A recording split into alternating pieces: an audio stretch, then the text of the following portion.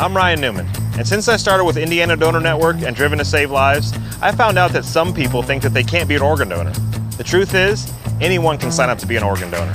Anyone? Anyone? Are you sure? Yeah, I'm sure.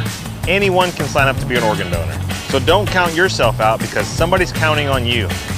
Go to driventosavelives.org and sign up today. But my heart's going to you, Ryan. Love that shirt. Put a frog in a pot of boiling water and it'll jump right out. But put a frog in a pot of cool water and slowly heat it up, and that frog will boil. It's a lie.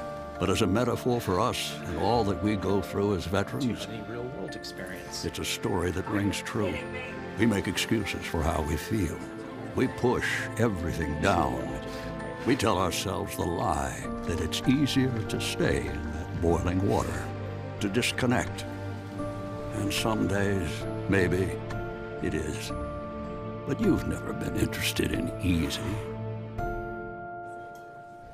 Reaching out is hard. Do it anyway. You're not alone. You've got this. You are not a frog.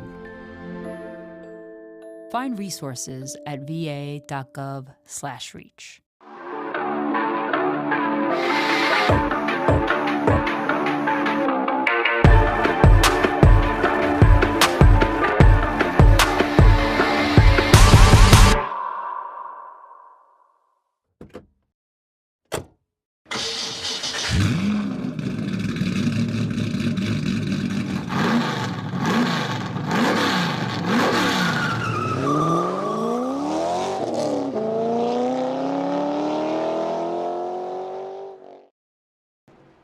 Good evening, ladies and gentlemen. Welcome to another night of iRacing action here on the National Racing Network. Tonight, once again, it is the Stars and Cars of the Sim Racers Club. This time, they are heading off to Gateway.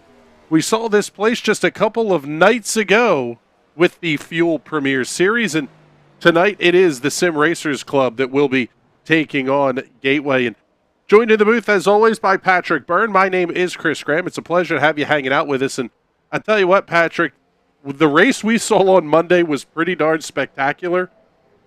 And I think we're going to see something pretty close to that tonight because this is the NASCAR NextGen car. Some of the differences there really play into that flat track dynamic. I'm especially thinking of the independent rear suspension and how the tire wear is going to play as well. Yeah, on Monday, I was comparing this track to how a road course drives because of how flat this track is and how different each end of the track is. And these cars with the independent rear suspension, they're basically an Australian V8 supercar modified to run on ovals, which means they're going to be much more adaptable than the Xfinity cars were. And I have a feeling they're going to be a lot better driving around here than those cars were. Down to the last couple of minutes in practice, Lou. Let's take a look at some of the info that we have on this place. And World Wide Technology Raceway, located in Madison, Illinois. Originally, pretty neat little road course layout as Kevin Dick goes for a spin down the front straightaway in his custom paints and diecast number 52. 1.25 miles in length, a little bit shaped like the Darlington Raceway down there in South Carolina, just significantly less banking. Originally opened in 1967. Was a pretty major reconfiguration that took place before this racetrack became the oval that we know today. This is round number 8 of the Sim Racers Club 2022 spring season, spring early summer, whatever you want to call it. We are at the halfway point of this first part of the season, or first of 2 seasons, or whatever you want to call it. 140 laps will be the distance tonight. Cautions are controlled by the iRacing platform. Stages will be at lap 30 and lap 65. We will find out shortly after the drivers' meeting when the stage break caution will come, if one's going to come at all. These drivers are really hoping that it comes at the lap 65 mark because this is a 2-stop race. Your fuel window anywhere from 65 to 72 laps. You can make it on basically one stop. However, you're going to have 2 sets of tires in the box, and they are going to use them. So we're going to call this one a 2-stop race. Very heavy tire wear is what the Will Worsler Racing guys were telling me just a few minutes ago. And The driver's main concern is how they're going to make the tires wear, Patrick. We saw this Monday night. Managing tires was absolutely critical to a driver's success. Even a lap or two longer on the stint was enough to get you a big gap out on the racetrack. Not only that, but if you push it too far and stay out on those tires too long, the car was immediately a handful. A handful is putting it too mildly. That car would try and kill you just like it did right there. Yeah, quite frankly, this is Kevin Dick, your points leader, that we're seeing doing this. He's entering tonight sitting on 341 points, only 7 ahead of Johnny Avila, which is going to make things very, very interesting the later we get in this part of the season. Tyler Seville sitting on 320 markers, 14 back. Andrew Moore Jr., 51 back.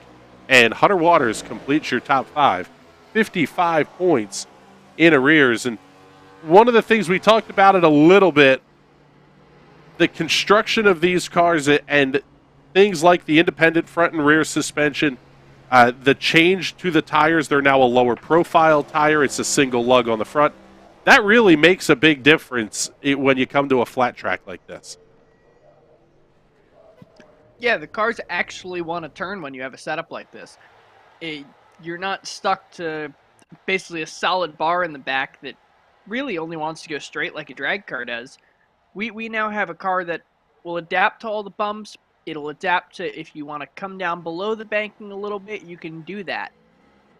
Because the whole car, all 4 corners are independent. It's basically like we have a very, very fast Jeep, to put it kind of in very, very layman's terms. It's a fantastic way of looking at it here as qualifications are getting underway. We will have your 2 points leaders up here on the screen with you tonight.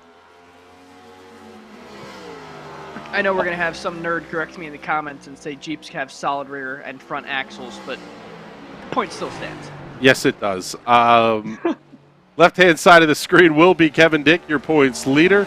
Johnny Avila trying to get that car woed up a little bit. He's going to take the reset and head back into pit lane, trying to get some heat build up into the tires on that number 63 machine.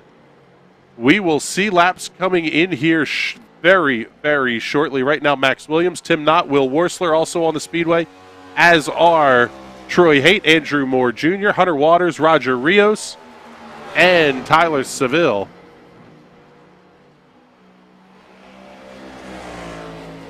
See what lap number 1 is going to look like for Kevin Dick. He will be the first car to cross the start-finish line, and his lap will come in at 34.027 quick time thus far. Andrew Moore Jr., 33.72 with a 2:33.722 seconds for the pilot of the number 77.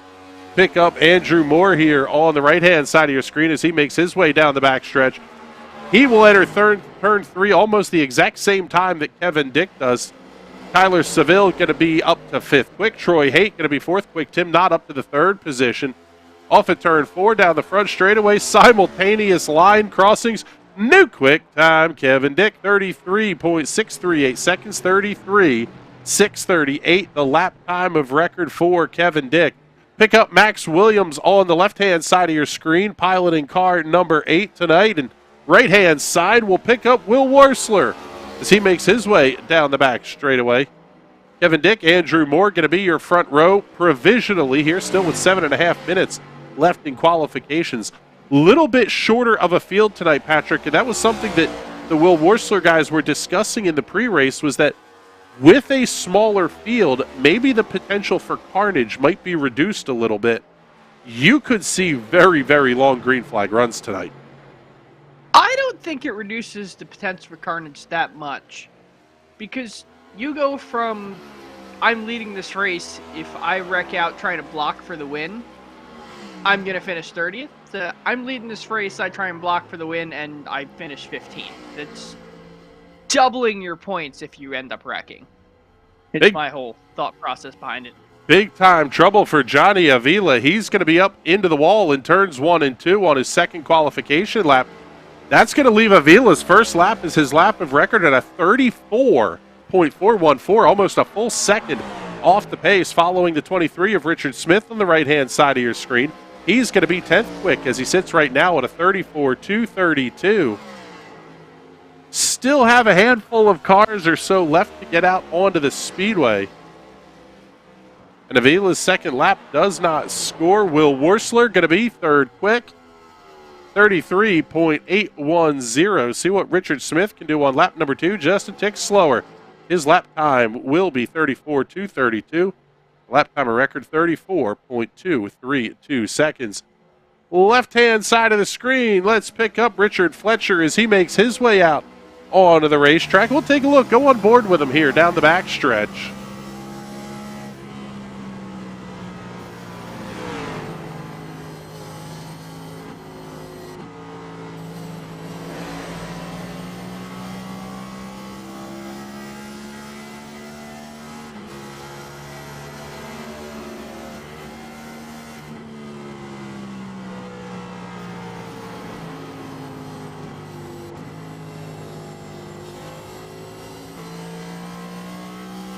Man, it is so tough to get this car woed up the right way. It's almost like you don't want to run the inside lane a little bit. You can compromise. You're going to be a tick slower getting all the way down to the inside through 1 and 2, but the quicker way around that corner is kind of like a groove and a half, almost 2 grooves up tonight. Yeah, and we see that a lot in Indy cars where the fastest line around Gateway is right there in the middle, not really at the bottom, which opens up the situation kind of like Iowa, where if you're facing a little bit of aero push, you can run low on that low line and get a little bit of air on the nose and help your exit at the corner. Take a look here in the comments.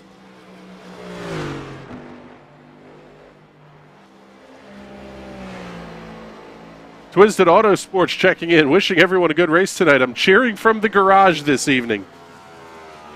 Well, thank you very much for tuning in. We appreciate it. Get all the comments in here. Let us know where you're watching from. The interaction is what's important to us here. We appreciate it. We like talking to y'all. Let's pick up the 57 of Mike McConville on the left-hand side. Oh, I thought he was going to go full attenuator party. Pulls that car quickly down onto the pit lane. So we'll pick up Tony Patton here as he finishes up his qualification run. Lap number 1 at 34.84. Lap number 2 for Tony Patton, 34.415 seconds. 4 cars have not taken time yet. Rick Javorka, Corbin Simmons, Jordan Barry, and Daniel Pinkston. I believe we won't see Jordan Barry, taking a lap. Jordan, one of the race administrators for the Sim Racers Club.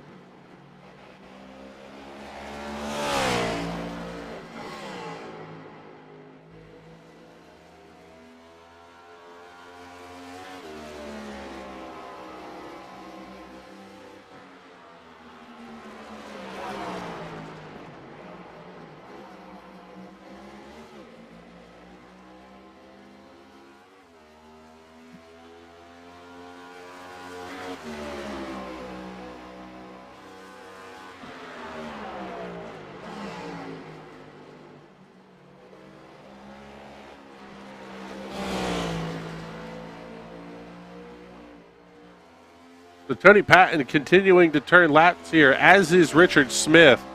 However, these cars have already completed their qualification runs.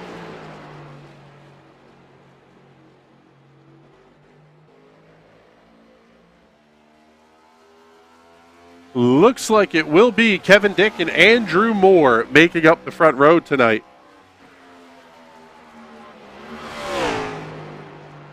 Oh, okay. So Daniel Pinkston is checking in here. Twisted Autosports is Daniel Pinkston. His money is on Will tonight.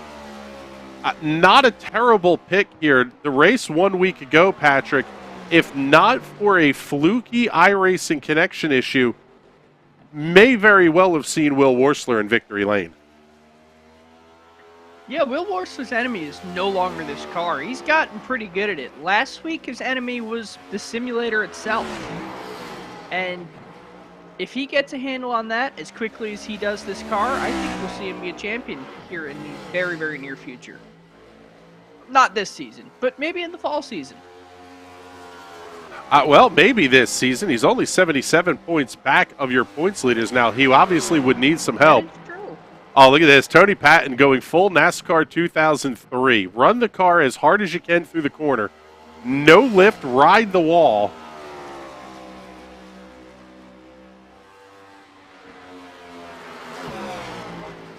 Going to try it again through the 3 and 4 end of the racetrack as well.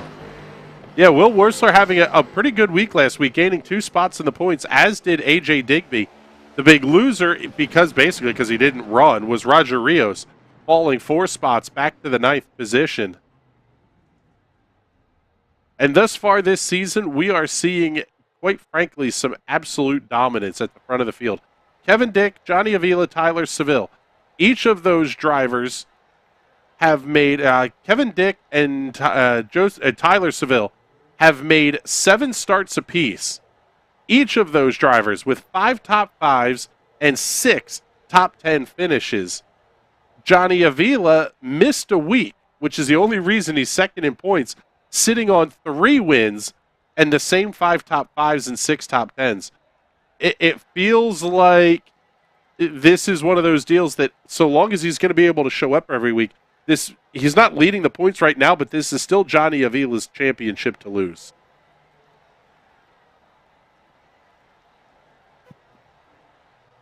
Yeah, as long as he can climb his way back to the top in this race, I'm not saying he's got to win the thing, but, get back up there. As long as he's consistent like he has been, I think this championship is his. Yeah, we'll have to see. We're only to the halfway point, and quite frankly, anything can happen at this point in the season. Once again, the stages tonight are at lap 30 and lap 65, and neither will trigger a yellow.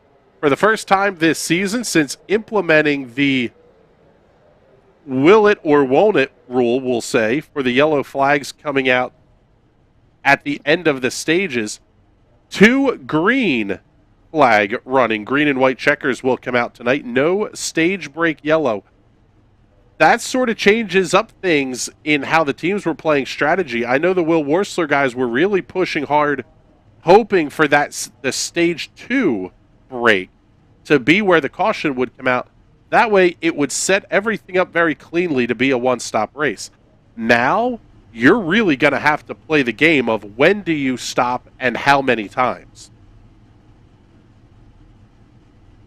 Yeah, you don't have tires in the box where you can just kind of stop and throw a set on. You really got to baby those things. Yeah. That's putting it mildly. You basically can't race this car around this track.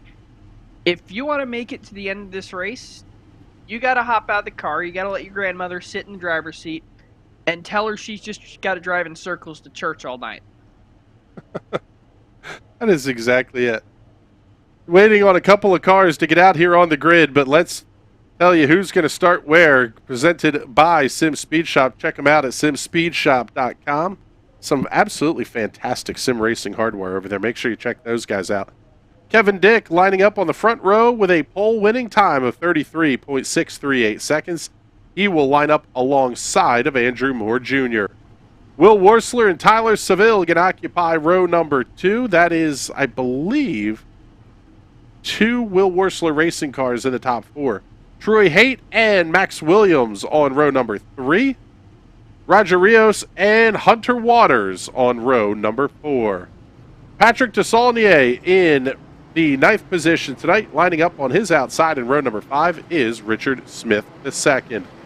Tim Knott and Johnny Avila on row number 6. Row 7 will have Tony Patton and Mike McConville. Richard Fletcher and, Jordan Barry will not be racing tonight. So it'll be Richard Fletcher and Corbin Simmons on row number 8. Row 9 will be all alone. Rick Javorquez, Daniel Pinkston also will be a did not start here this evening. It's going to be 17 cars taking on World Wide Technology Raceway for 140 laps.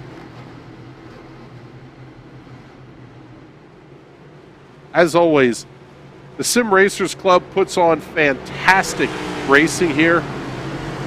Check them out. Get in touch with us on our socials. We can put you in touch with them if you're interested in becoming a sponsor. Always a heck of a show these guys put on. We could not be more excited to be bringing them to you. And as the field makes their way off at turn number 4, they'll get to the start zone, and we'll let you take this one side by side. Go ahead, crank it up.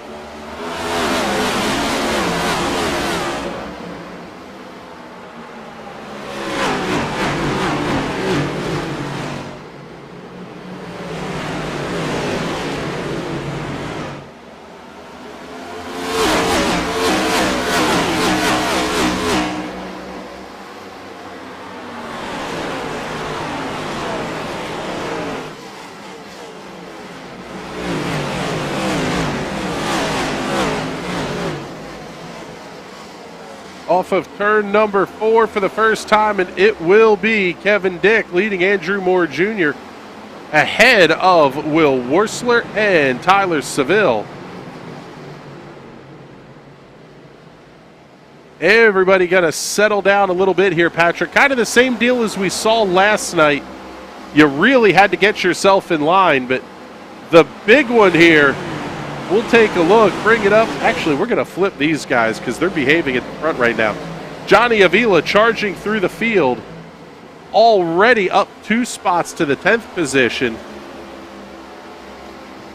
Yeah, this is very much not a 2-wide racetrack. This is a single file, and you're going to pick them off one by one kind of track.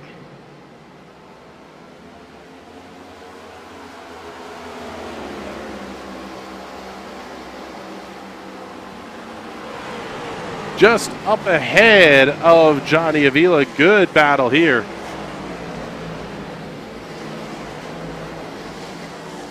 Max Williams getting around Roger Rios.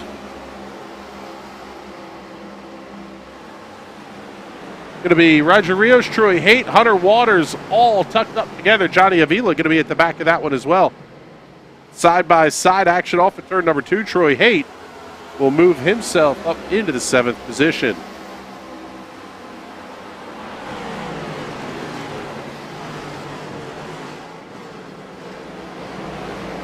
Kind of looked like Kevin Dick was going to be able to open up a little bit of a gap here, but not so much as they work lap number 4. Now lap number 5 going up on the board. Andrew Moore setting a new fastest lap for the race, last time by at a 33.980. Only so much you're going to be able to really abuse these tires, though, running side by side.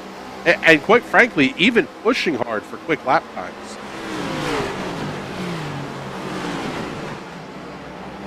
Yeah, I really think you need to be babying these tires just to give yourself a fighting chance at the end of this race. I would say take it nice and easy all the way until we get to the last 20 or so laps. And if you've still got rubber on them, then you go full send and try and really get the win. Just keep yourself on the lead lap until then. Tim Knott looking to the inside of Richard Smith on the left-hand side of your screen. That is the battle for the 10th position.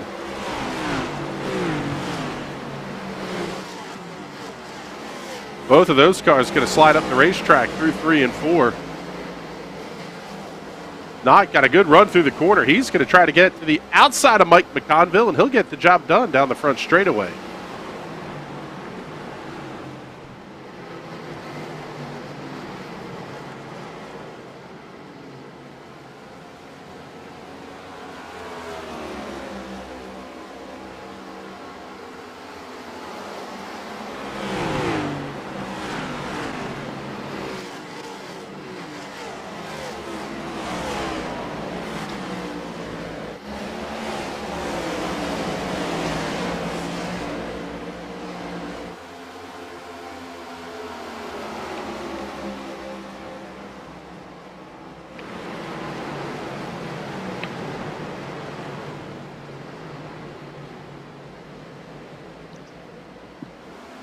Seeing the comment coming in here from Daniel Pinkston, we'll take a look and see what's going on here, but everything should be good.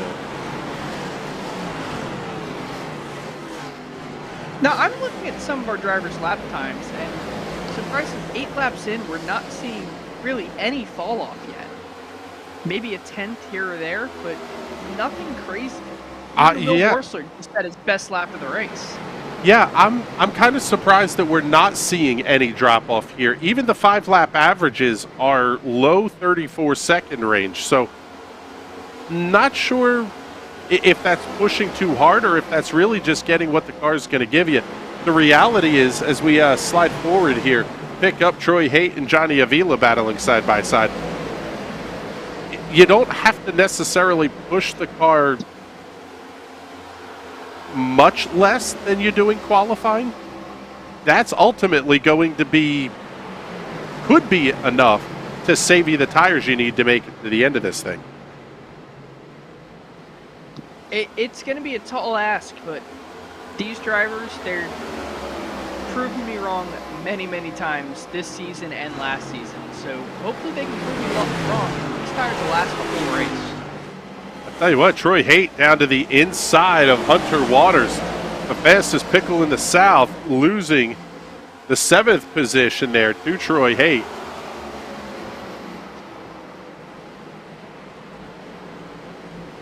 Ooh, almost a little bit of contact there.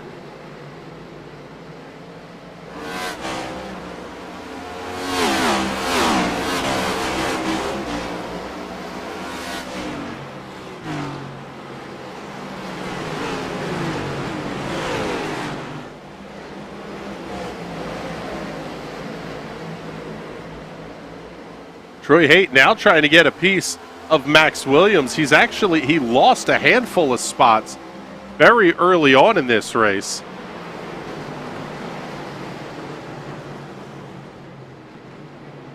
Seeing Matt Wagner checking in the comments here. We'll bring this one up. Great track for an Indy car.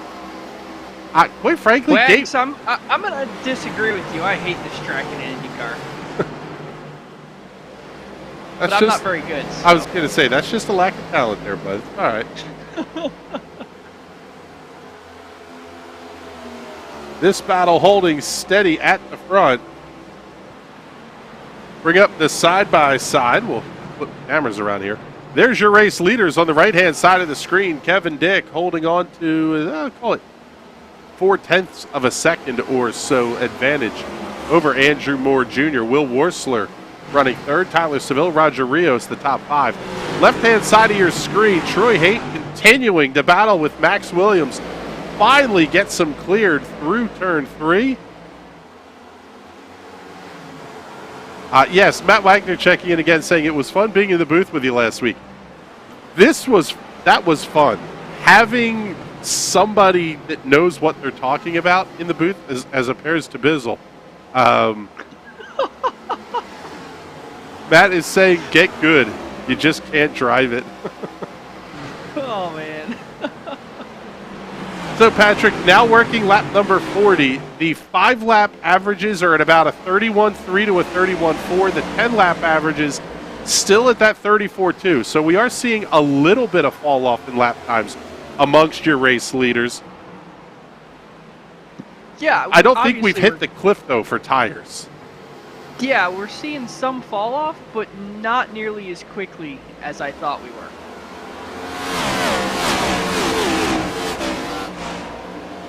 And quite frankly, you almost wonder if some of that is just the nature of the fixed setup that they run in this league. You can sometimes just get a very nice effect. We were discussing this last night about one of the TNT Summer Series. You kind of balance the car out to where everybody can drive it, but nobody's thrilled with it, and it just kind of slows the pace down a little bit. Sometimes that can really help with your tire management as well. Yeah, especially when you know that pushing the car any harder isn't really going to make you faster. It really helps kind of ease your mindset of the rush. You don't have to go for it every single second. The only negative to that is you can't get too far behind either. And this group of cars that we're following with here, Max Williams, Hunter Waters, Johnny Avila, Tim Knott, they're all 8 to 9 seconds back of your race leader. If you're going to do that in 17 laps over the course of a run, we could only have 5 cars left on the lead lap.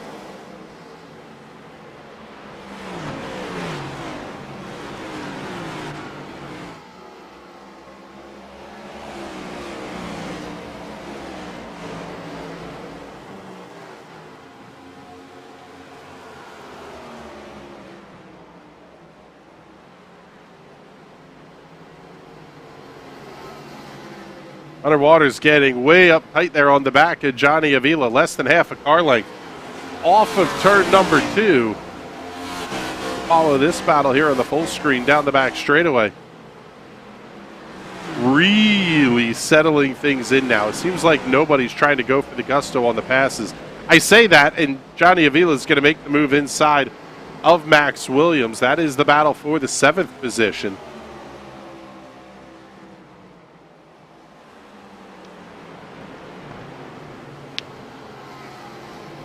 But you can see it there. It's almost like a slide job into turn number 1. Kind of pitch the car in, let it slide it up the racetrack, use the inside to your advantage, and hope the guy doesn't run you over through the middle of the corner. Yeah, and that's something I really like doing, especially on an asphalt track. It's so much more rewarding than a dirt track. So dirt track, it's a very regular occurrence. When you get a slide job right on an asphalt track, it's insane. It's a fantastic feeling because not only did you pass the guy, you're slowing him down because he's got to smash on his brakes.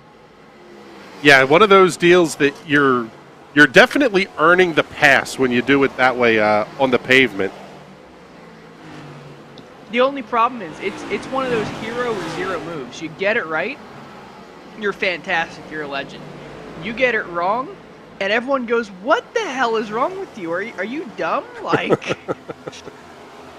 you should get off the track." And I'll tell you what, at lap 21 here, I think we've seen the cliff because the 15-lap average, so going back to almost the start of the race, about a 34.4 to a 34.5.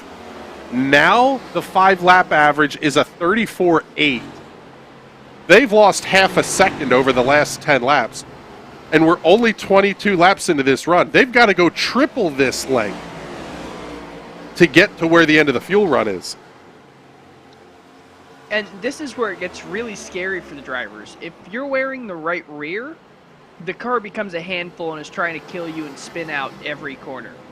If it's wearing the right front aggressively, the thing's just not going to want to turn. You're going to have to basically back down to what feels like a complete stop just to get the thing to make the corner. It almost makes me wonder, are we going to see somebody try, since you have 2 sets of tires in the box, now obviously you could make it a one-stop race.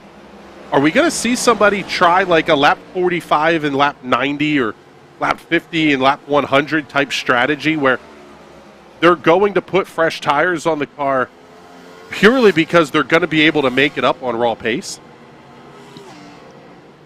That's definitely possible. When you have insane tire wear like this and huge cliffs, that really is a very, very viable way to win, even if you're a slower driver.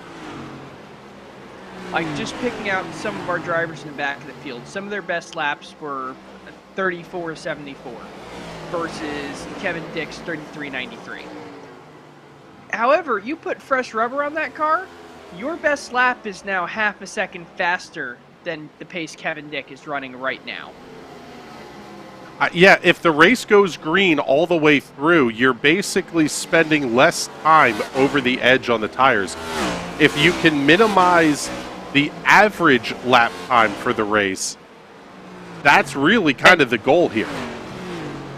And that is a much more important figure than just raw one-lap pace.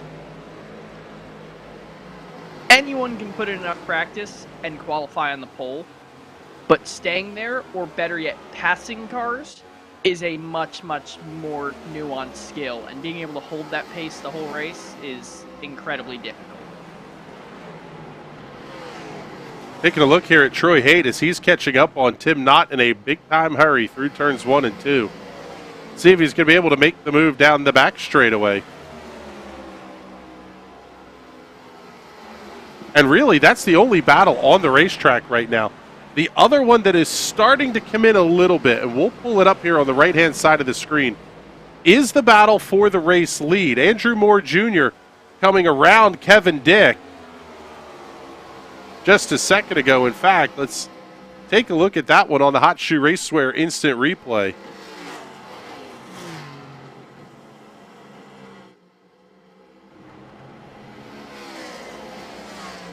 And really not much of a hassle was Kevin Dick. Ooh, a little bit of a wiggle there for Andrew Moore off the corner, but that'll get the pass completed. Corbin Simmons, by the way, coming down pit lane and ultimately having to take a tow out of the pit access road. So going to put Corbin Simmons, at least for an extended period here in the box, back in the 17th position. Interesting comment here from Matt Wagner coming in. We'll show these both to you. The second lane off of turn 1 is very critical to holding the momentum. That's the key around this place.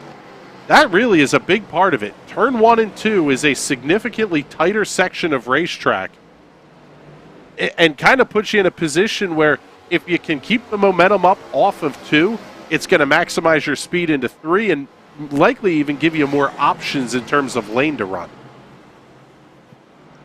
Yeah, not only that, but it can help you pass cars effortlessly and hold off position without even needing to make the block.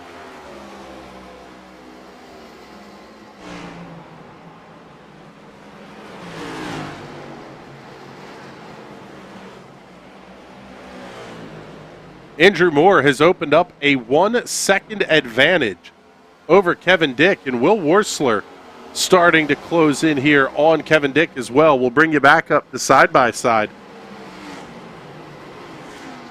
Andrew Moore having a pretty good season thus far. In 7 starts, 1 pole, 1 win, 3 top 5 finishes. Not a ton of bonus points earned, and quite frankly, that's probably why he's 4th in the point standings.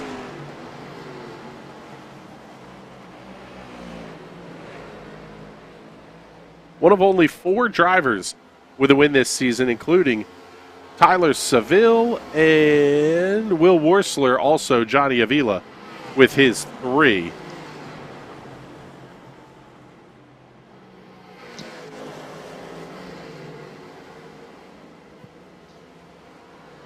Bring up the battle for second here to the full screen as Will Worsler having the peek to the inside off of turn number 4. Kevin Dick going to be able to hold him off. Seeing a comment coming in, being surprised that more drivers are not using more of the upper groove. Little bit surprising, but I would imagine that's also carrying more speed and scrubbing more tire too. I would also say it's because the top groove doesn't get rubbered in around this track. So even though you're not really turning the wheel as much and you're being easier on the tires, you're up in all the marbles and all the garbage up there that you're still sliding the car just as much, if not more, for no reward. So you're going to go slower up there and you're still going to wear the tires the same, if not more. Lap 32 is where we saw the first caution flag of the race on Monday night. It'll be interesting to see when do we see the yellow come out, because with 1 fewer set of tires, the Monday night race, it worked out great. You had 3 sets. You could make 3 separate pit stops. The problem they have here tonight is with only having 2 sets, a caution until we get to lap 40 or so, caution doesn't do you a whole lot of good. Yeah, I mean, you can top off the fuel, but really you're waiting for tires with these cars, so topping off the fuel isn't really helping you all that much.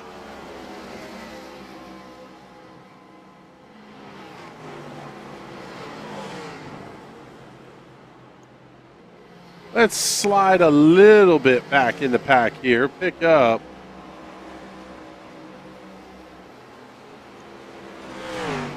Hunter Waters, Max Williams, and Mike McConville. You see the brake rotors glowing bright on that 57 machine. That's something else that the drivers have to consider, is managing the brakes, and brake wear is very much a thing on iRacing.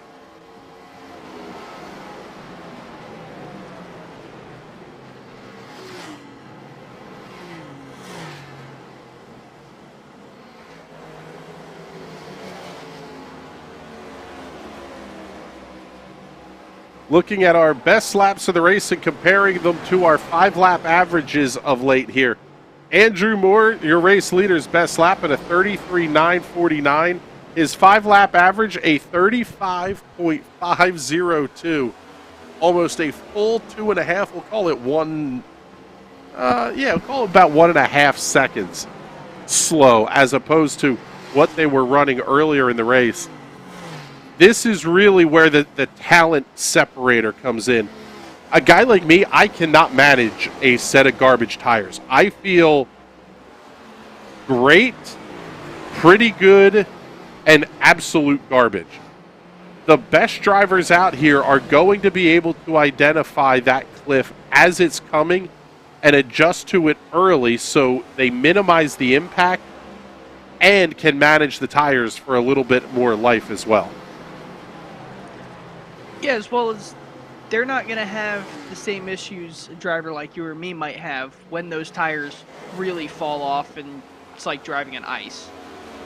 Those guys, they went to Scandinavia, they took a course in winter driving, and they're all set for when the cords start showing. Right-hand side of your screen, Rick Javorka battling Richard Smith for the 13th position.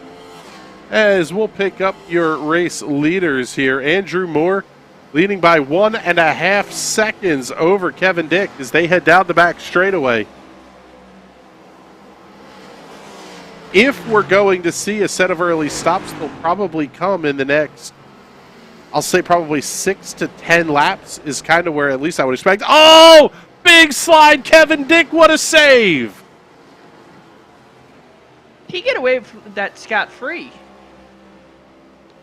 Yeah, he lost the second position to Will Worsler, but outside of that, really not much going on there for Kevin Dick. Impressive save.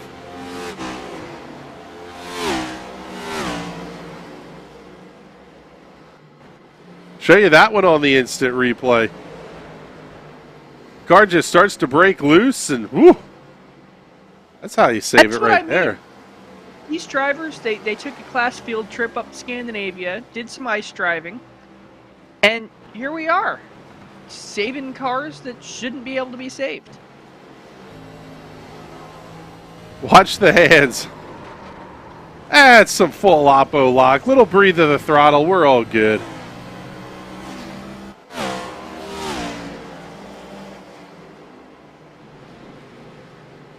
Hunter Waters right up on Roger Rios in the battle for the 6th position.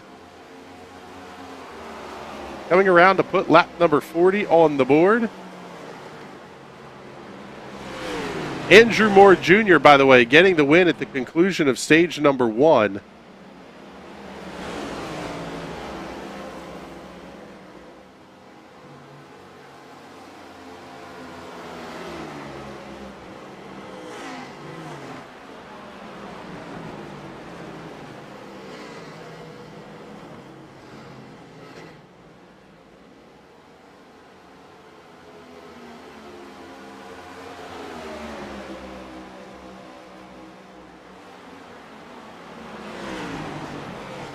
Have to say some big time thank yous to all the sponsors that help make these broadcasts possible, and the prize fund as well here for the Sim Racers Club, including SimSpeedShop.com. The overall champion of the season in December will receive a NASCAR style steering wheel. Full 6-button layout on top of it, big old rim to go on the direct drive and all that kind of stuff. That's going to be fantastic. The spring and fall champions will receive a button box as well. Pretty good looking button box as well. Also have to say thank you to Northland Leisure as a cash sponsor for our stage winners. Realty Executive Saskatoon putting up some cash for the fastest lap of the race.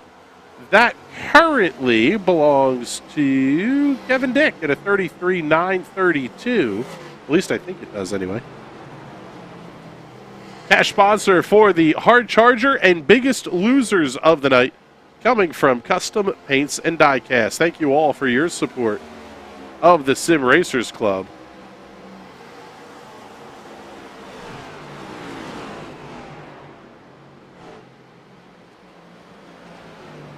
Little bit surprised here, Patrick. We haven't seen anybody make the jump on pit lane. I almost wonder if it's just because of the nature of how you have to enter the pit lane here. You have to come in off of turn 3, and you don't exit until you're off of turn 2. You're talking 2/3 to almost 3/4 of a lap at significantly reduced speed. Otherwise, Not only maybe that- that strategy could work. It's flat, it's narrow, and it's tight. It is a very difficult pit lane to get onto without wrecking. So nobody wants to be that rabbit and try and find a way on the pit road during green flag conditions. They're all going to wait for somebody else to be that rabbit. And that guy is either going to wreck himself coming onto the pits, or they're going to hit the wall. Almost like that almost did. I was going to say, Roger Rios just wrecked. Didn't finish the job, though. Fantastic save by the number 5. This is now 2 races this week. We have seen some absolutely incredible saves. Move up towards the front of the field here. Kevin Dick has fallen into the clutches of Tyler Seville. Other battle we'll head back over to this battle on the right-hand side of your screen as well. Bring up the split screen. Right-hand side will have Roger Rios, Mike McConville, and Tony Patton. That is the battle for the 8th position. The one on the left-hand side of your screen is the fight for 2nd. Oh, Rios may have gotten it up into the wall. McConville going to have a great run down the back straightaway. We'll see if he's going to be able to get clear. We'll flip him around, give you a better look on the big box.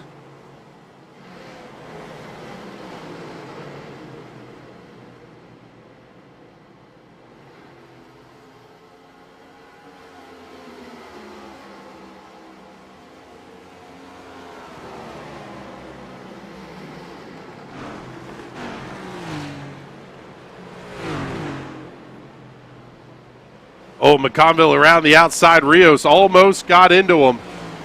And those two, if I remember correctly, have had some bad blood this season.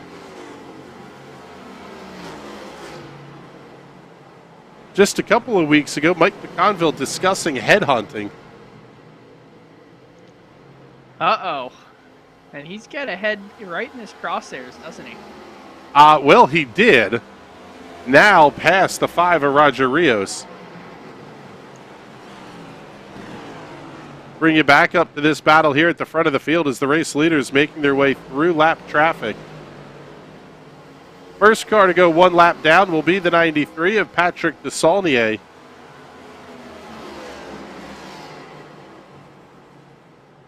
Pick up race leader Andrew Moore. See where, he is gone. He is absolutely checked out. Will Worsler trying to make his way through lap traffic as well. He is trying to get around, let's see. Yeah, that's the 23 of Richard Smith. Worsler going to drive it way deep into turn 3. He'll make the move on the outside. Hold on to it, buddy. Barely avoiding the contact with the 23 off the exit of turn number 4. Lap 49 going up on the scoreboard.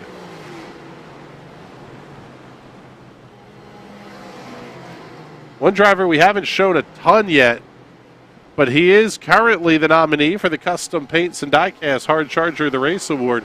63 of Johnny Avila, up 7 from where his race started, trying to catch down Tyler Seville, but that's going to be about a 2.5-second gap up ahead. Yep. I almost wonder if that was his goal. If he knew maybe this wasn't one of his strongest tracks, scrub the qualifying a little bit and get those bonus points for the hard charger. He knows he could pass the cars. He doesn't know if he can win the race tonight, but he knows he could pass them.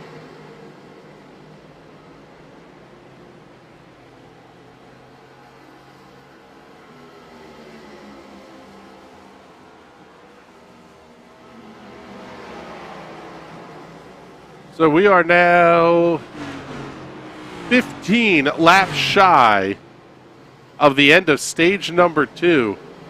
It has been all Andrew Moore and Kevin Dick at the front of the field tonight. Moore taking over the battle for most laps led here this evening, currently having led 27 to Kevin Dick's 23. What really is impressive to me, though, are the lap times that Moore and Worsler are currently running right now.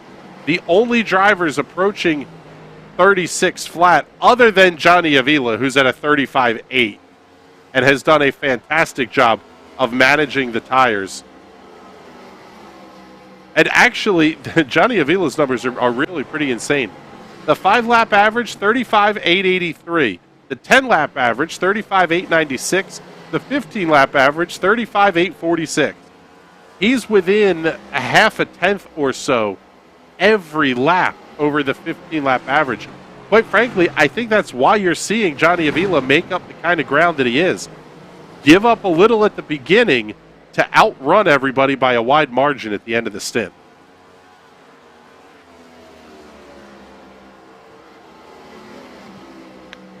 I'm just amazed these drivers aren't feeling the fall off like some of the other guys. Will Worsler setting a 35.9 with tires that are about as good as Fred Flintstone's rocks on his pedal cart.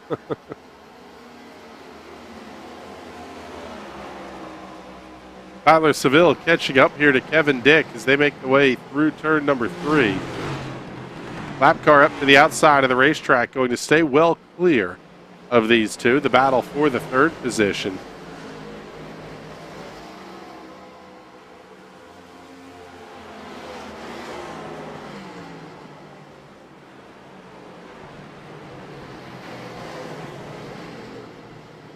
You almost start to wonder here, Patrick, are we going to see a yellow before we get to the end of stage number 2? And a bigger question perhaps is, are we going to see pit stops before the end of the stage? The number we had was anywhere from 62 to 72 laps. If you can only make it 62, that takes you from running up front at the end of the stage to 14th, 15th, 16th position by the time these cars unlap themselves. Yeah, here's the question.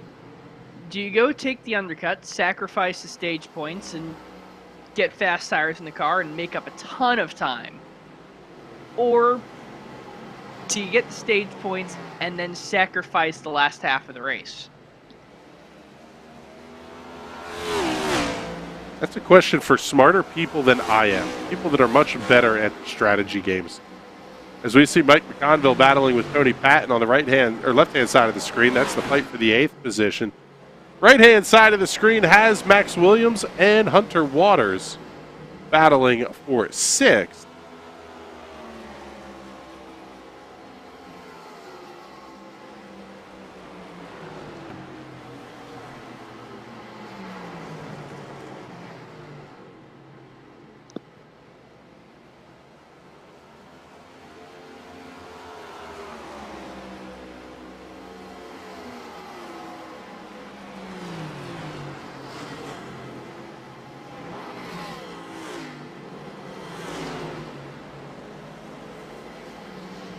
Both of these battles going to be nose to tail as they come off of turn number 4. Troy Haight will be the first car to make the call. He is on his way down pit lane. Pick him up as he is in his box. Crew finishing their work on the right-hand side of the race car. He could only make 57 laps. Ooh. The problem there is it doesn't get you anywhere close to halfway. No, but it splits it into thirds fairly nicely. I basically run this one to 58, run the next one to 116, yeah. Yeah, run this to 100. That's about 40 laps in this stint, and then you have another 40 laps at the end.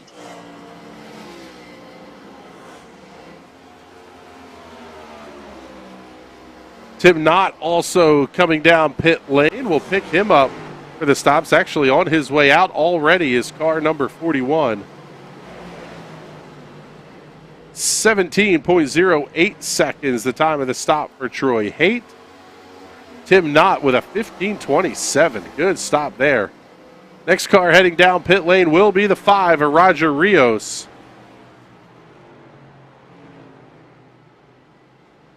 We'll follow along here with green flag pit stops just shy of the 60 lap mark.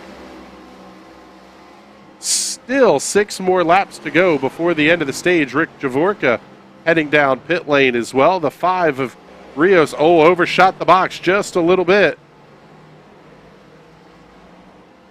Crew will go to work on the right-hand side of the screen. We'll remind you to get those comments and chats and all that kind of fun stuff in here. We'll do our best to get those on the air. At least as much as we possibly can, anyway. Roger Rios will serve a penalty. The clock ticking upwards, 31.23 seconds. So looks actually more like some damage repair on the number 5 machine. Rick Javorka making his way out of the pits. Let's pick up the battle for the third position, between Kevin Dick and Tyler Seville. Get that one for you up on the big box.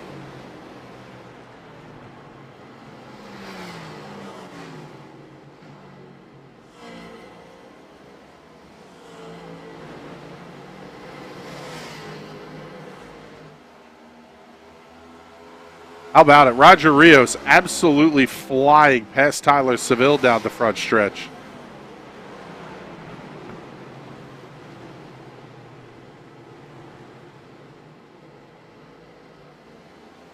No real surprise there, as Rios on significantly newer tires than everybody else. The long pit stop, though, an absolute killer, 31.23 seconds. Time of the stop for Roger Rios. Quick stop of the race award thus far belongs to Tim Knott's crew at a 15:27.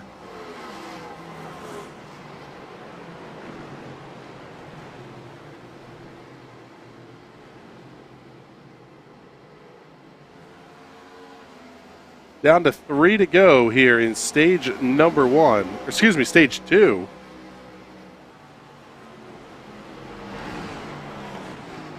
Our buddy Nikki Worsler checking into the comments. Hello, Miss Nikki.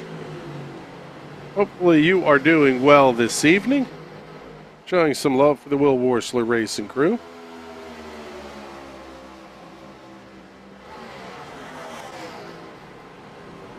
As it stands right now, Andrew Moore Jr., your race leader by 1.9 seconds over Will Worsler. It's another 3 seconds back to this battle between Seville and Dick. Well, let's add Johnny Avila to the mix as well. The rest of your top 5, 3, 4, 5, all lined up nose to tail through 3 and 4. Then you go back 12.8 seconds from this battle to find Max Williams.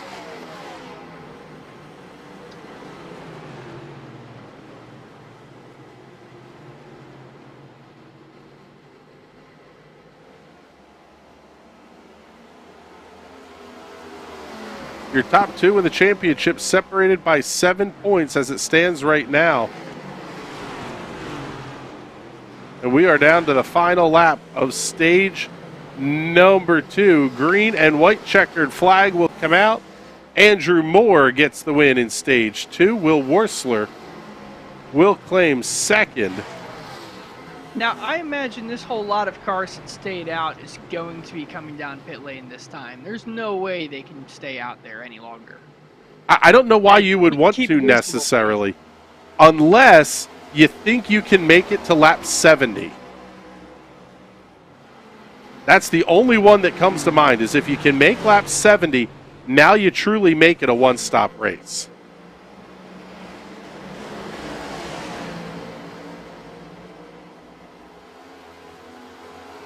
And Christina Marie checking in. Thank you much for hanging out with us, man. We appreciate it.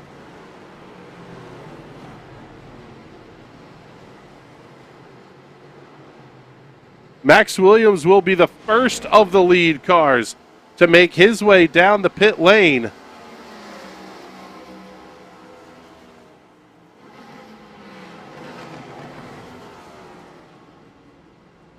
And this is one, Patrick, that very easy to get yourself caught out and potentially make a mistake getting onto or off of pit road. Especially the speeding penalty coming on pit lane. Trying to maximize the speed off of 4 and then grab the brakes real quick. That's not an easy thing to do. No, it's not. And you have to be flawless because everyone else is going to be. even if they aren't, you have to assume they're going to be flawless, and you have to be too. Otherwise, it's race over for you. You might as well pull it back into the pits and park it. Here he comes, race leader, making his way down pit lane. Andrew Moore Jr. has led 44 laps tonight. He will turn the top spot over to Will Worsler here as they work. Lap number 69 puts them just shy of making it on one stop. This could turn into an absolutely epic fuel mileage race. Oh, Moore overshot the pit box. It was only a half second to back it up and hit the marks. But we'll see how much that will cost him. I'd imagine that's going to cost him the lead.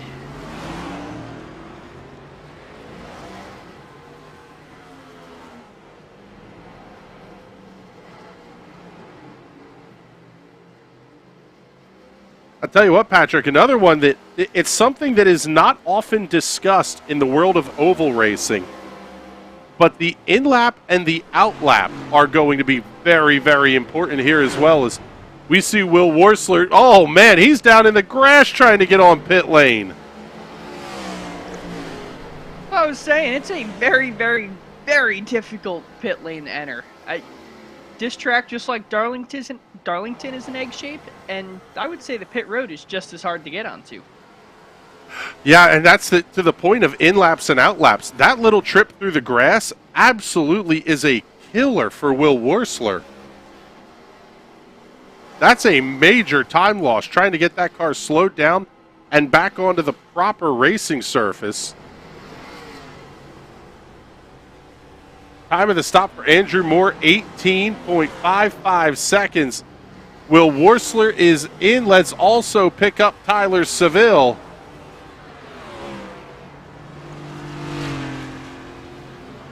Worsler will be down and away. Tyler Seville, Johnny Avila, Kevin Dick, all coming down the pit lane this time. Here comes Hunter Waters making his stop in the number 7. That will cycle Andrew Moore Jr. back to the race lead, or at least it should cycle Andrew Moore Jr. back to the race lead. Waters on the right-hand side of your screen, also following along with Tyler Seville. Seville and Avila going to be side by side on their way out of the pits. Here's Andrew Moore Jr., your race leader, on the right-hand side of the screen. How about 5.9 seconds and counting the advantage for Andrew Moore Jr.? The difference between stopping at lap 68 and lap 71. The difference is the cars that stopped at 71 know they're good to go to the end on fuel. Not only that, but you can still, just that difference in speed.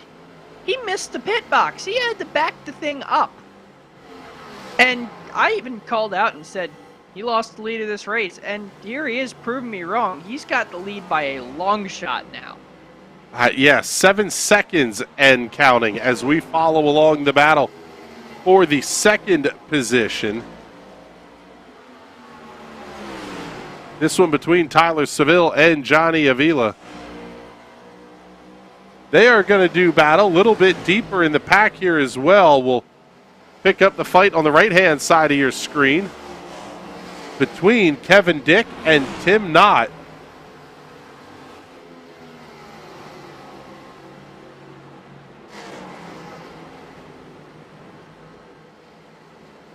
What's really interesting here, Patrick, is Andrew Moore Jr. had one of the slowest pit lane times at a 49.82 seconds and an 18.5 second pit stop to Johnny Avila's 46.10 and 15.80.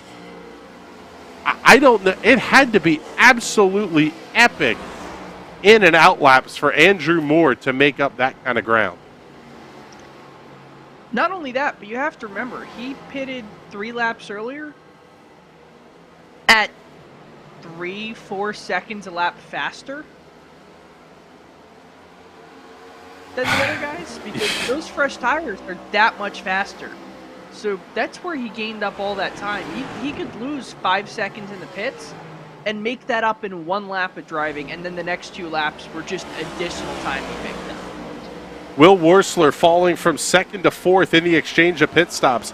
4 seconds difference, the total time spent on pit lane. 46 flat-ish for Johnny Avila and Tyler Seville. Will Wursler, 50 seconds on pit lane. Took him from 2nd to very close to this battle between Max Williams and Kevin Dick. They battled on the racetrack prior to the cycle of pit stops. They're going to go right back at it again here as we work lap number 77.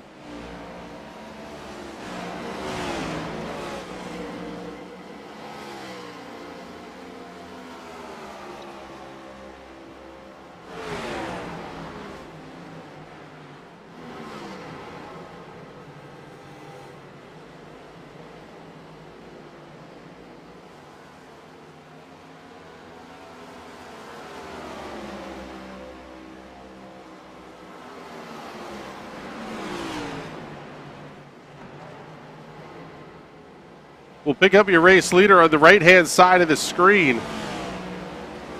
That is Andrew Moore Jr. continuing to work his way through lap traffic. 6.8 seconds and growing is the race lead for Andrew Moore. But you almost wonder, does he have to push a little bit harder? Just thinking that he may need a splash of fuel. I mean, right now you need to commit. You either need to decide, I'm not going to make it, go back to full send, and we'll make another pit stop, or I still might make it, let's baby the car still and save as much as possible. This is the turning point right here that makes or breaks a strategy. And we've heard it multiple times, both in the real world and on iRacing, where drivers are saying, I wasn't doing anything different. They were just slower than I was. You're still doing enough to save the tires and fuel that you need to. It's just that everybody else is running just a tick slower than they are right now. However, with saying that, the 5-lap average for Tyler Seville, 34.33 to a 34.41 for race leader Andrew Moore Jr. So the lead staying about pat where it is, 6.7 seconds or so for the race leader.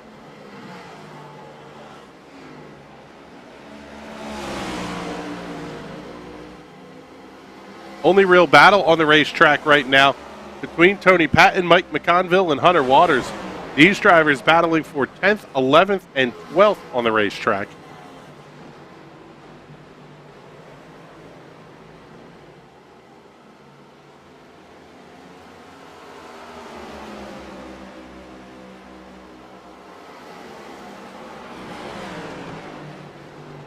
It's good to see that the Russian spam bots can still find us here.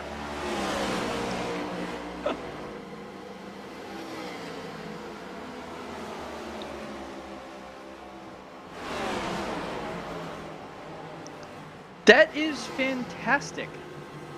Yeah, they can't win. They can't win a war, but man alive, can they annoy the heck out of us on YouTube?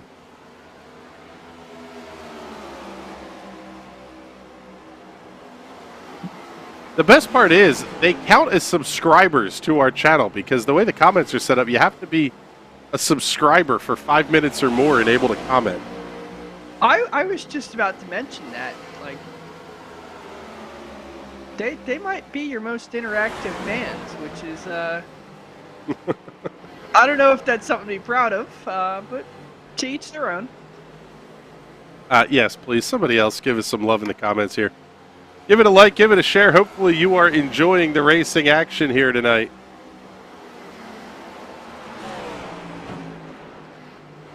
Down to 58 laps to go here as race leader Andrew Moore is going to cross the start-finish line.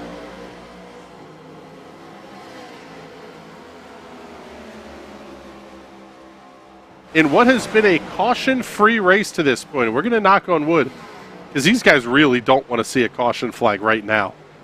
I guess maybe you're in the window where you could make it to the end from here on that hypothetical final stop. But that's going to give everybody a chance to put that set of tires on. And quite frankly, you almost wonder, if we were to get a caution here in the next handful of laps, if you only have 12 or 15 laps on your tires, do you even bother coming in? Oh, you're asking me the hard questions again. I would say yes if you don't think there's going to be another caution, but if you're part of the mindset, the very true mindset, that cautions breed cautions, then no, I hold out a little bit longer and I wait. But that's just two sides of the coin. I'm sure there's some guy that's going to land it right in between the two sides, and he's going to win the race doing something wacky. Well, I was going to say, quite frankly, we know your abilities as a crew chief here on the iRacing platform, and, well, you're not Harry Hyde. We'll say it that way. More suitcase Jake than Harry Hyde. You know, I can still put together a strategy better than Ferrari can. That's true. Grand Prix team should put me on top of the box, and they might actually win something if they didn't have to swap motors every other week. Patricio Bernio will be the next strategist for the Scuderia Ferrari. Forza Ferrari! The Tifosi would absolutely eat you alive. So continuing to follow this battle here between Tony Patton, Mike McConville, and Hunter Waters. 10th, 11th, and 12th on the racetrack right now. Only Rick Javorka remains further back on the lead lap. Javorka running in the 13th position.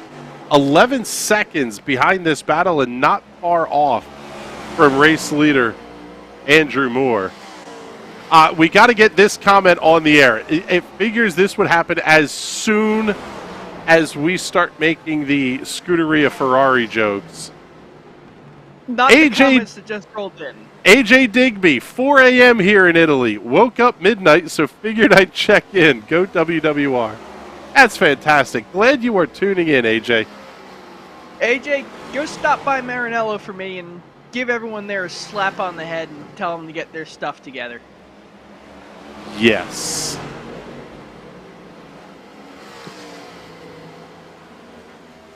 And I say that as a Red Bull fan. We need some competition this year. Make it fun. Not surprising to hear that you're a Red Bull racing fan. Well, anyways, moving on. Better than the alternatives, I guess. Definitely starting to see the cliff come into play here again, Patrick. Andrew Moore Jr., the 15-lap average, 34.6. The 10-lap average, 34.7. The 5-lap average, 34.8. I guess now we've hit that point where you're going to say, yes, I'm coming. Yeah, at this point, it's going to be your make it or break it. You get that caution, you're stopping into the pits. Oh, no. See, you can't be a Mercedes fan. They've won the last 7 years. Now, if you stay a Mercedes fan through this drought, then I'll give it to you. But I've been a Red Bull fan since when they were winning, and then I've stayed a fan through this 7, 8, feels like a decade-long drought. I have to say the difference between Red Bull. Okay, hold on here. Let's get this one in first here. AJ Digby, give me a quick race recap before I go back to sleep. We got you, buddy. Andrew Moore is your race leader. We're following along with him here on the racetrack. Well, we're going to pick him up right now for you. Just behind the 57 of Mike McConville. Moore has led 63 laps after taking the lead over from Kevin Dick, who was your pole sitter this evening. And quite frankly, drove a very solid first stint. Johnny Avila has been a little bit the star of the show tonight, gaining 9 positions after a disappointing run in qualifying for the Bulldog Roofworks number 63 Ford Mustang.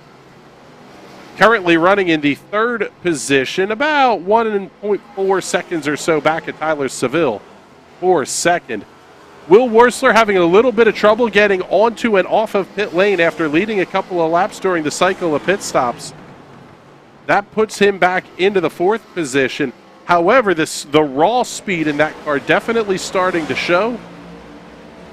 And with that, final bits and pieces of your race recap as we are at 48 laps to go. 12 cars remain on the lead lap, at least until Mike McConville is passed by Andrew Moore Jr.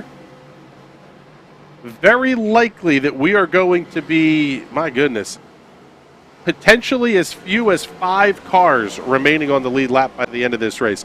Hopefully that's enough of a recap there for you, AJ. Get some sleep, brother. Hopefully we get to talk to you next week. Nikki Wursler saying she will stay a Merc fan. You know the difference between that's fair. Between Mercedes and Red Bull? Both of them have evil dictators running them. The only difference is Christian Horner might be the most likable evil dictator in the history of man. Toto Wolff is just generally unlikable. Yeah. And just which is really impressive considering Ferrari's history of evil team bosses. Mario, what's his name? Binotto? I think that's how you say it. Sounds correct enough. He's another one. Just a genuinely unlikable kind of team boss, but we'll say it's fun. To answer AJ Digby's question, let's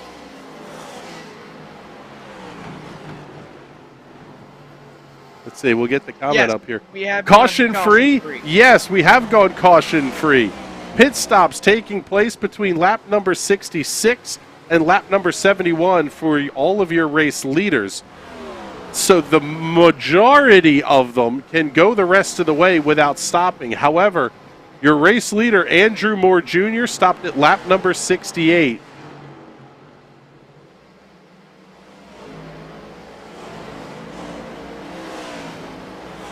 And let's get Nikki's comment up here. I can't stand to hear Horner's crying mouth or his entitled baby and his father. Yes. Stupid F1 drama. That's the only thing that makes F1 watchable, quite frankly. It's like a soap opera for people that like race cars and not terrible daytime television. That is correct. Pick up the battle here. Roger Rios just ahead of this one, about 1 second ahead. Tony Patton 0.6 ahead of Hunter Waters, who's going to have Tim Knott about a half second back. Troy Haight a third of a second back of Knott for the 10th position. We're working lap number 98.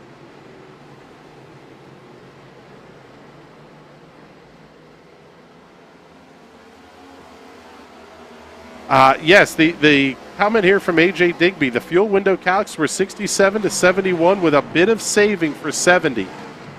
They got to 71, including Tyler Seville, Johnny Avila, and Kevin Dick. Will Wursler made it to lap 70. Andrew Moore Jr. only making it to lap number 68. So he's going to have a little bit more saving to do here as we are approaching halfway through this run. And the other thing, Patrick, that we really have to consider is there's no margin here for a green-white checkered finish at the end of this one. If we get a late race yellow, everybody will have to be on pit lane. And then it becomes a question of, you've got an extra set of tires in the box. Do you set yourself back a couple spots and try and make it back up the front, or do you try and stay out there and hold them off? With only 13 cars left on the lead lap, and that number is going to be shrinking soon, how much of a disadvantage is it to pit and go back to P10 to be 5 seconds a lap faster? Yeah, I mean,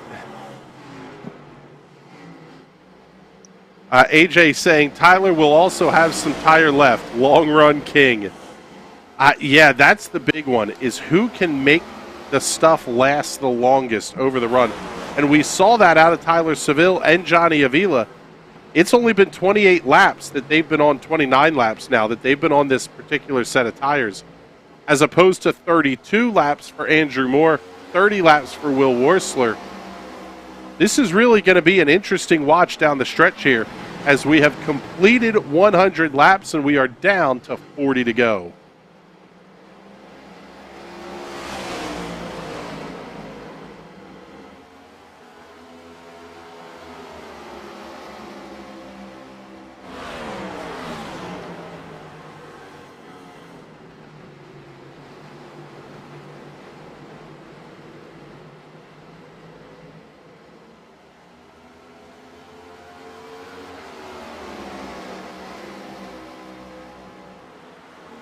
The field making their way through turns 3 and 4. We haven't done one of these for you in a while.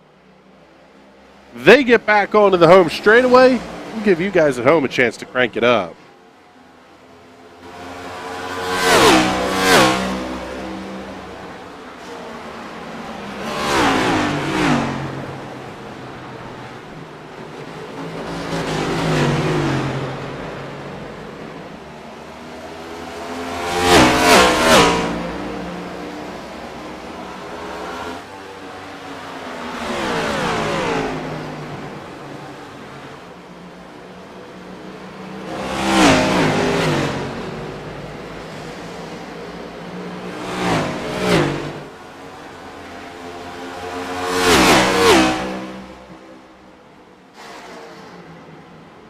"104 laps are complete." Roger Rios, the first of the drivers, maybe making things interesting here.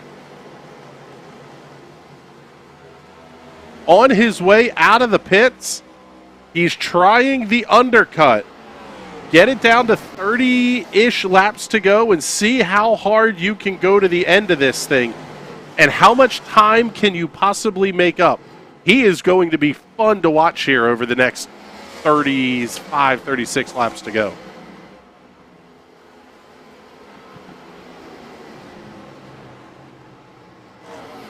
It's an interesting call, but I don't think it's an absolute crazy call. No, especially if you're talking about these drivers at the front trying to go an additional 30-some laps on tires. It just makes way too much sense as we pick up race leader Andrew Moore Jr. on the left-hand side of your screen. Putting Hunter Waters a lap down, we are down to 6 cars remaining on the lead lap.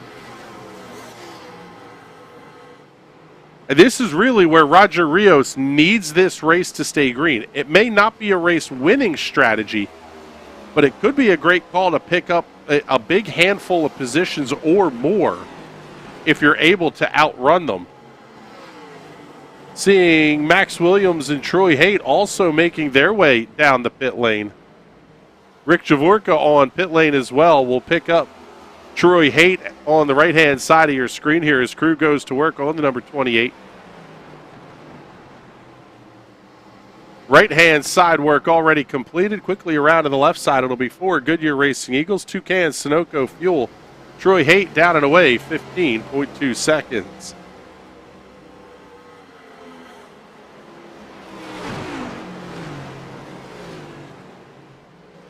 Man, and I'll tell you what, Andrew Moore trying to work his way through lap traffic here.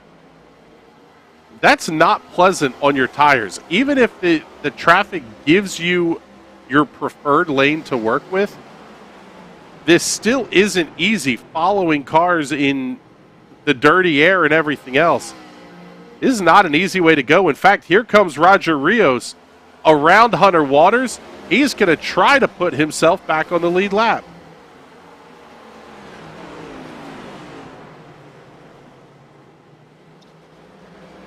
Now, I believe my timing and scoring may be wrong. It's showing him as 2 laps down right now. Very well could be, because that is a very long pit road. It looks like he's only 1 lap down now after passing the 77.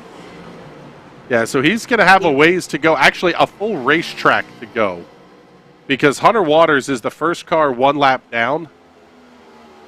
However, if he's able to do it, that's going to put him up to the 7th position. Might be one of the big brain calls of the night. Hard charger of the race at this point, presented by Custom Paints and Diecast, still very much Johnny Avila.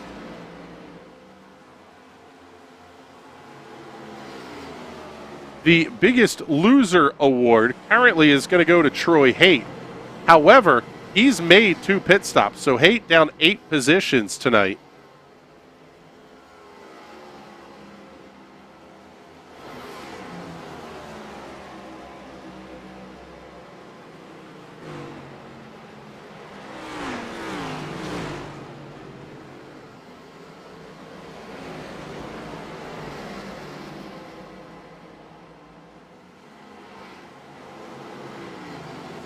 A little bit of a bobble there for Tony Patton. Now Patton being scored the first car 1 lap down as the race leader has come past him as well. But Hunter Waters going to go to work here.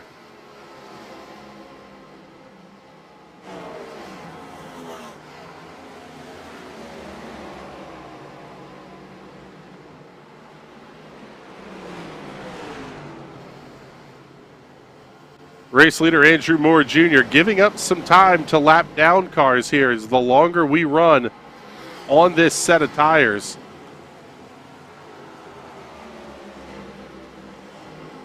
The 5-lap average at a 35.7 for your race leader.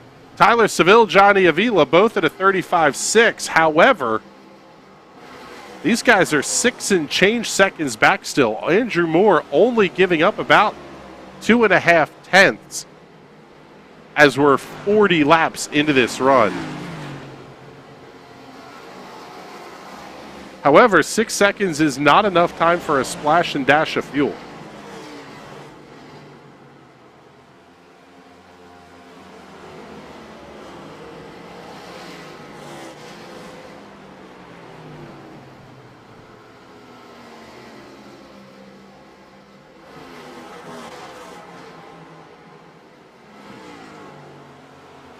Pick up on the right-hand side of your screen here, the 5 of Roger Rios. We will track him as he was the first car to come down for a second pit stop, currently running in the 11th position. And he'll come past Tim Knott, who is on the pit lane right now. That's going to put Rios up into the 10th position. Judging by where this battle is, he's making up a ton of time on him, but it may not be enough as we are down to 27 laps to go here. Rios entering turn 3 as the cars he is pursuing exit turn 2.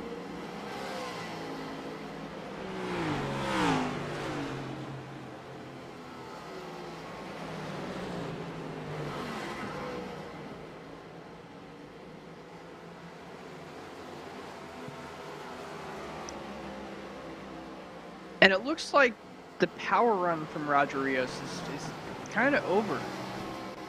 He's setting about the same lap time as everyone else now. Yeah, his last lap was a 34.482. About a second quicker, I guess. Tony Patton at a 35.7, 36 flat for Hunter Waters. But again, you're talking about you're gaining half a second. Let's get this one in here. AJ Digby can't put the phone down. We're loving it. Thanks for the comment, buddy. One last thing. Quick shout out to Fletch. Fully green and is running strong, barely 2 laps down, P12. Let's show you Richard Fletcher here on the right-hand side of your screen. Having a very, very nice run tonight.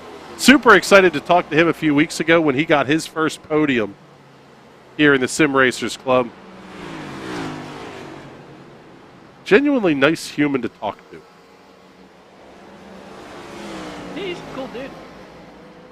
Let's slide up a little bit here. Things getting a little bit spicy for Will Worsler and Kevin Dick battling for the 4th position. We saw this one in reverse towards the end of the first pit stop stint.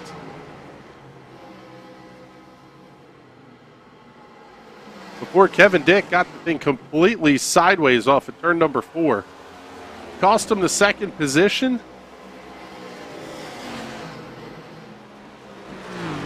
And now, Patrick, we are absolutely hitting white knuckle time for these drivers. If you're trying to make the end, you have faster cars that made pit stops trying to work their way through you. while at the same time holding on to a very ill-handling race car. Whew. Big run there for Max Williams in the 8.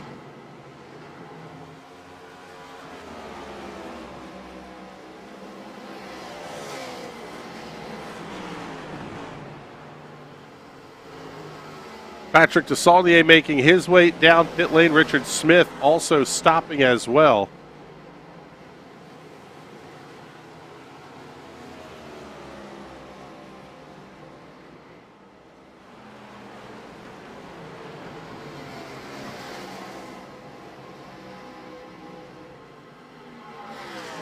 So we'll see who's going to be able to come around the race leader and get themselves back onto the lead lap.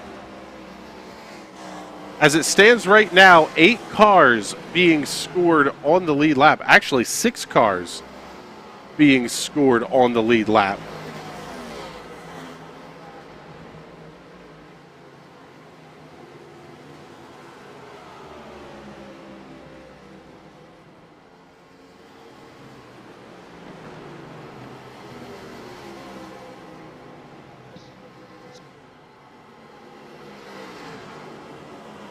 Oh, what a save, Will Worsler. Wow. Basically what Kevin Dick did off of turn 4, Will Worsler just did off of turn 2. Yeah, these things look like they're an absolute handful to drive, but one thing I'm liking to see is how savable they are. That is a fantastic point. Let's pick up Will Worsler and go on board here.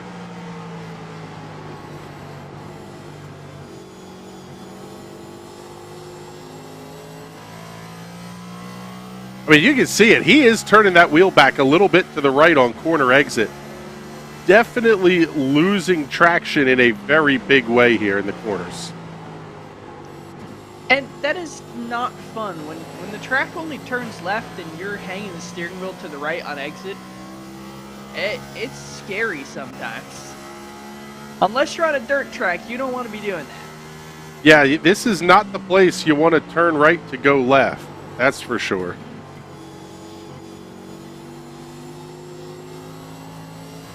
As we ride on board here with Will Worsler. Oh, trouble for Johnny Avila! Big moment for Johnny Avila down to the inside of the racetrack. Take a look at the instant replay. Way loose off the corner. Pounds the inside concrete retaining wall. Just as we're talking about how easy these cars are to save, and one of the best in the series pins it in the inside wall. That's a tough break for him. Yeah, that was a pretty big hit there, too, for Johnny Avila. Stays out on the racetrack. We are down to 18 laps to go. And, Patrick, we talk about it all the time, but you're hoping for the caution, but you're hoping it isn't you. Yeah, and Murphy's Law, I talk about him all the time.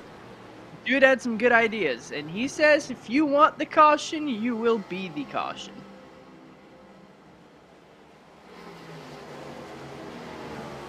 Oh, and trouble caution is out on the racetrack. Johnny Avila. Another issue will put us under yellow with 16 laps to go.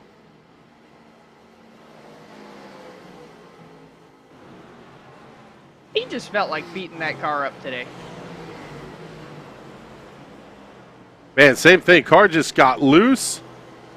Spins down to the inside of the racetrack, and it is enough to bring out the caution flag for the first time here this evening.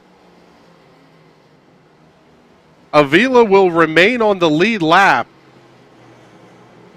but we're down to 5 cars remaining on the lead lap here, and pits will be open this time, I believe, for your race leaders. Yes, they will, and this is going to be a huge advantage for Andrew Moore Jr. Tyler Seville going to be able to get caught back up a little bit. Same for Kevin Dick and Will Worsler.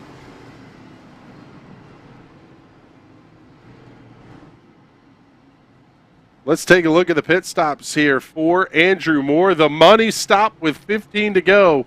This, quite frankly, is why you wanted to hold on to a set of tires. Max Williams, he can't come in. He's used both sets. Same thing for Roger Rios and Troy Haight. They are just far enough into this run that this caution is an absolute killer for these guys.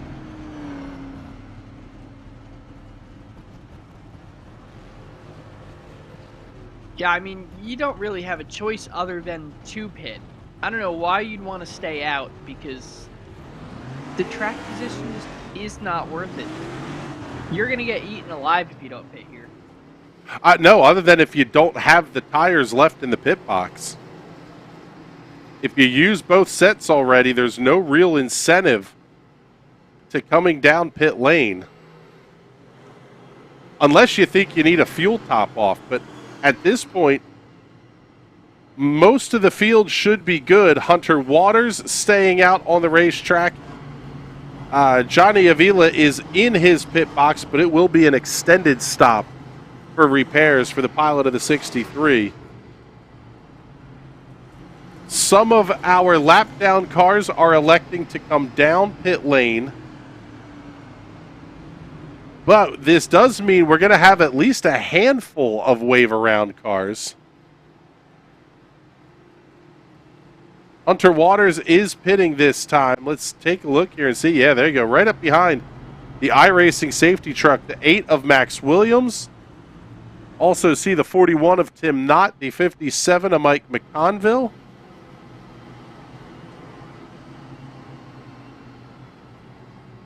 So when we get the 1 to go signal, we will have a handful of cars that will get the wave around. The reality, though, Patrick, is we're basically down to a 4-car shootout here for the race win. Which isn't a bad thing. Because those 4 cars up there, they know how to box. They know how to fight. And I wouldn't be surprised if we see some haymakers thrown. Yes, these guys are stout at the front of the field. Andrew Moore Jr. winning the race off of pit lane. He will be followed by Kevin Dick, then Will Worsler. Tyler Seville losing a couple of spots in the exchange on pit road.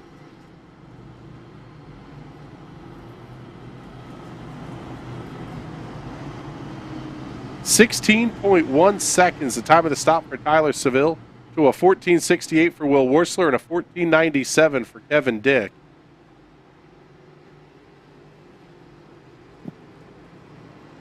That's one of my favorite parts of the night, though, Patrick. When you can slide the control software around it because you don't need to see the pit strategy information anymore. It is flat out go time. 12 to go here at Gateway.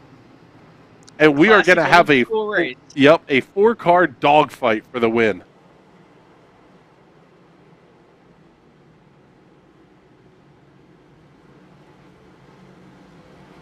Row number 1 will be Moore and Dick. Row 2, Worsler and Seville. Avila and Waters. Well, should be row number 3, except because of the wave arounds and all, they're not going to be there. Looks like Roger Rios will be on the outside with Tony Patton on the inside of the racetrack. Then Johnny Avila, then Hunter Waters. And it looks like we're going to go one more lap under the caution flag as well here. May have had the yellow extended for a lap.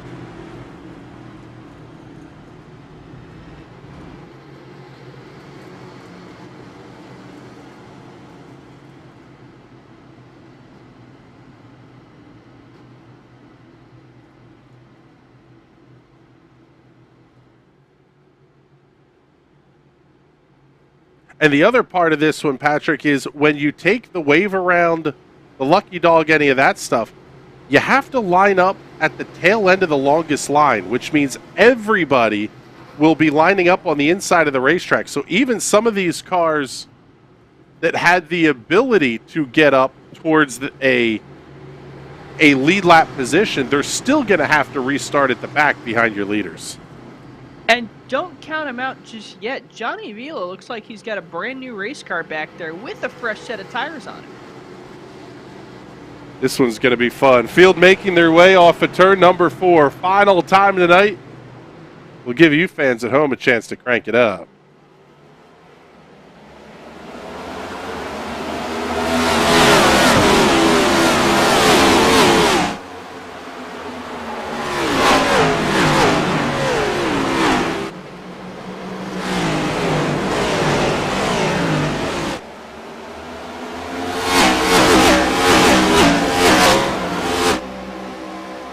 Andrew Moore Jr. grabbing the early lead on the restart. Kevin Dick going to have to battle with Will Worsler. Worsler's going to have Seville right up under his deck lid as well. Johnny Avila in the 5th position, running behind a couple of lap cars right now.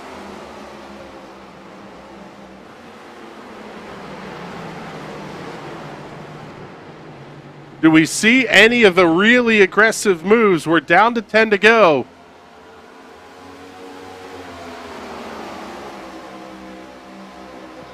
I would say, oh, absolutely. We're going to see some aggressive moves soon. Avila able to clear both of the lap cars. The top 5 now run in a line.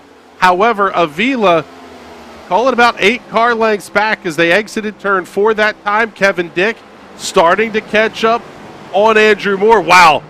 Big dive into the corner by Will Worsler. He has to really back out of the throttle. New fastest lap of the race last time by Kevin Dick at a 33.74.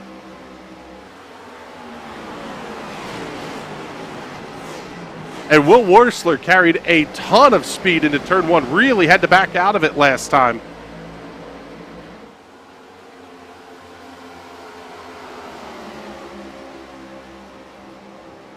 That's one of those that you'll really get the car kind of wound up, and you have to settle the tire temps back down a little bit if you want to have a shot.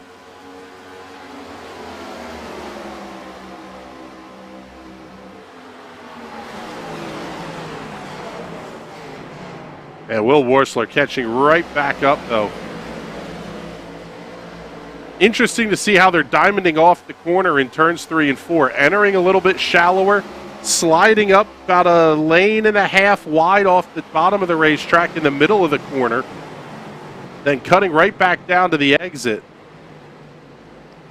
I'm not convinced that Will Worsler isn't the fastest car on the racetrack right now. He's just going to have to go the hard way around Kevin Dick. 2 laps ago, Johnny Avila beat his lap time with a 33.68. I don't think he's close enough to try and pass all these cars, but he's definitely not going to go any further backwards, that's for sure. Yeah, I'll take it.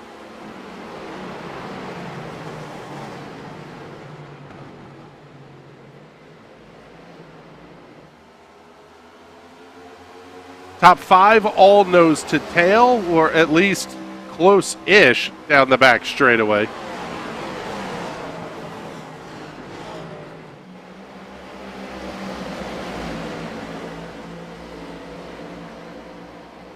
The top 5 in the race, 5 of the top 6 in points heading into tonight's race. A poorly timed passing attempt here could have big-time points implications. Oh, man. Big wiggle there out of Johnny Avila off at turn 2. Nice save there, brother.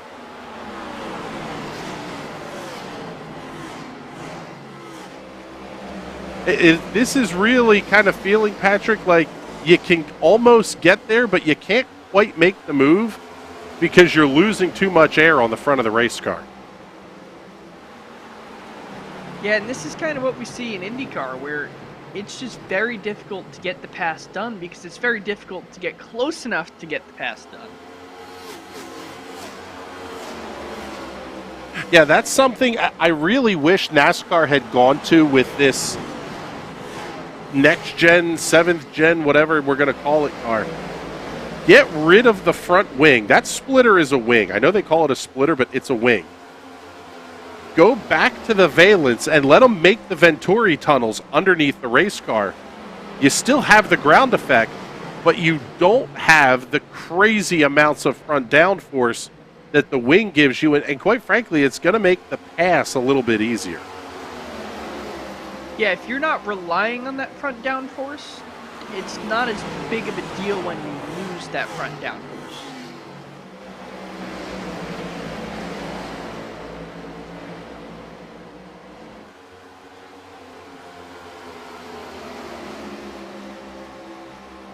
Two laps to go for Andrew Moore Jr., but only a third of a second back is Kevin Dick. He's going to have a shot. When does he make the move? It will not be this time into turn number 3, but Dick is getting closer.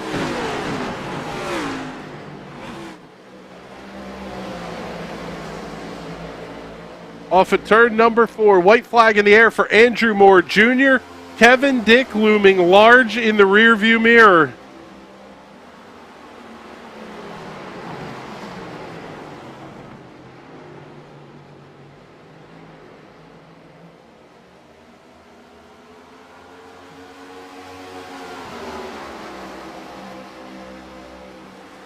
Into turn 3 for the final time. Moore really dives it down to the inside of the racetrack. Kevin Dick will not have anything for your race winner. The dominant car tonight, Andrew Moore Jr. wins at Gateway.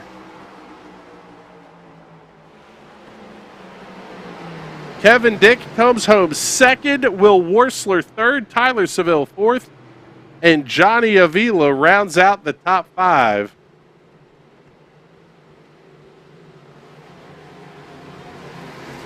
Matt Galida checking in. Great battle for the finish. Yes, it was.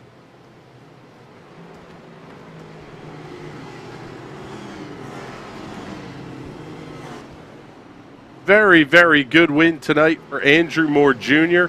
He needed that in the point standings. Sitting 51 points back entering the night and 30 behind third place Tyler Seville.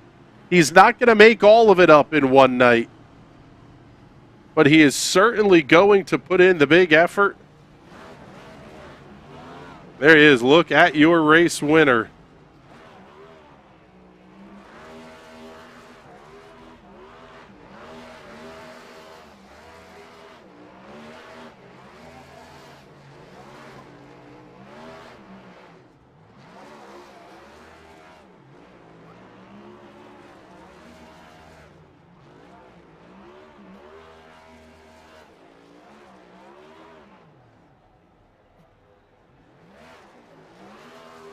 Oh yeah, absolutely, just burning him down.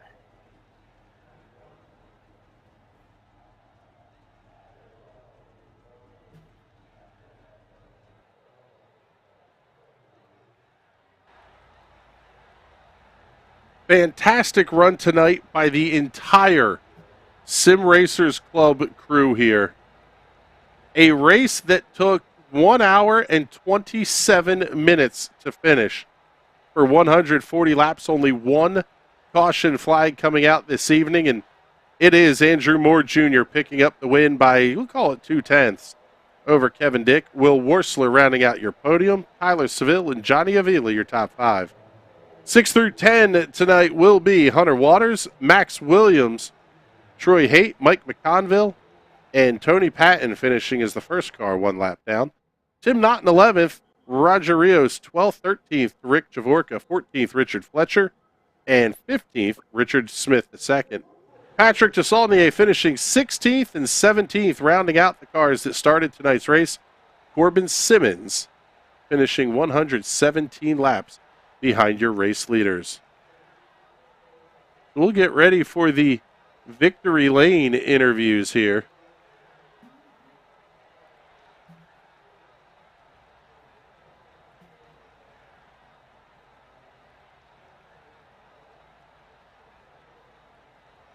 And let's see who we can get up into the booth here.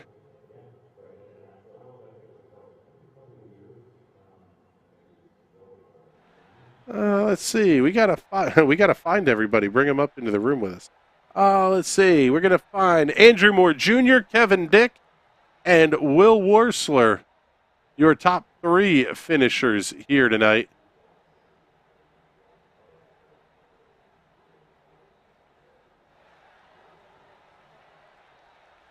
Great night for Pie-Eyed Racing as well, putting 2 cars onto the podium, including your race winner and race runner-up. Big night in the team point standings for these guys. And we'll start things off by talking to our race winner tonight, Mr. Andrew Moore Jr. And, man, I'll tell you what, bud, wasn't quite sure what we were going to see tonight, other than a lot of tire saving. I didn't see somebody leading 113 laps and taking the rest of this field to the woodshed. Congratulations. Hey, thanks a lot. It was a really, we had a really, I think, the best car tonight. I don't know if, iRacing does something and makes certain cars better randomly or what, but it felt great all night. As once I passed Kevin, I knew something was going on. Maybe I had something, but after that first pit stop and I saw everybody 5-6 seconds behind, I'm like, if this stays green, it's in the bag, no problem. Yeah, how do you kind of play that mentally? Because the gap was pretty big coming into the pit stops. Then you came out with a bigger lead than you went in with. How do you go through that process of saying, okay, I just have to race manage here for the second half of this?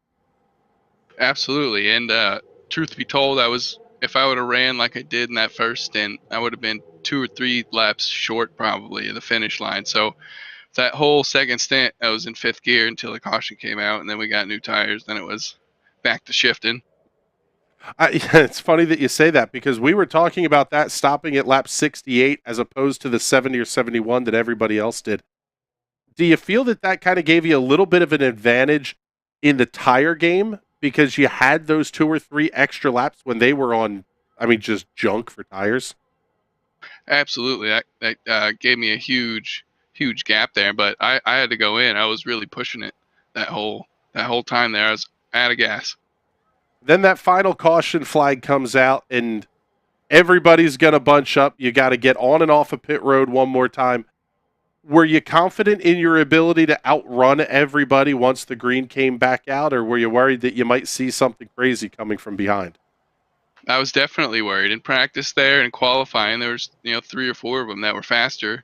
So I was definitely worried about it, especially Kevin. I raced with him a lot, and he's always passing me.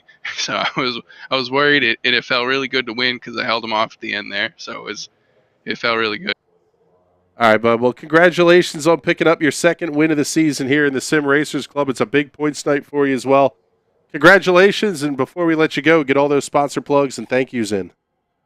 Yeah, thanks. Pie-Eye Racing, Kevin and Roger showed up tonight. Jordan Berry, the broadcast, you guys are awesome. Definitely going to watch this one tonight. And any friends or family that's watching. All right, bud. Well, thank you very much. We appreciate you coming to hang out with us here. And let's bring in our runner-up finisher tonight here, Mr. Kevin Dick. And, man, I'll tell you what, were you chomping at the bit there as we got down to that final restart going, man, I got a shot? Somewhat. I know I had the short run speed to keep up with Andrew, but it was real tough to make a pass if you had both had fresh tires, so I wasn't too, stressed about getting by him because he's part of the team, so I'm not gonna try and chance wrecking him to try and get the win because we made a decent amount of points today, so I wasn't too worried about that. Yeah, and this one was a big night for the points on the team side of things as well for you guys. Tell us about the night there, and from a team perspective, this really was kind of everything you guys could have hoped for. Yeah, the race started out well. Me and Andrew ran clean up front there, and then I started falling off a bit, and then I was looking at my fuel to see how many laps we could make it on the run, so I sort of fell back a bit and I started saving a little bit more just to try and make it so I didn't have to save as much during the second half, but I sort of fell back a little bit too much than what I was hoping I would have, so that sort of screwed me there.